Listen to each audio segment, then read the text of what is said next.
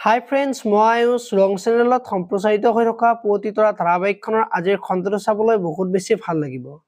কিয়নো আজিৰ খণ্ডটোত বেদৰ ওচৰলৈ বিভান যাব আৰু তেতিয়া বেদই তই ইয়াত কিয় আহিছা বুলি সোধাত বিভানে মই তোৰ খবৰ ল'বলৈ আহিছোঁ। আৰু তেতিয়া বেদই মোৰ লগতহে তোৰ শত্ৰুতা আছিল, তই মোৰ ভণ্টিৰ লগত কিয় এনেকুৱা কৰিলি?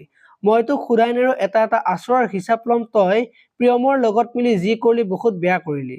আৰু মই যদি তোৰ একো কৰিব নোৱাৰো তেতিয়াহ'লে মোৰ জীয়াই থকাৰ কোনো লাভ নাই, ফালি পেলাম বুলি কোৱা দেখিবলৈ পাইছিল।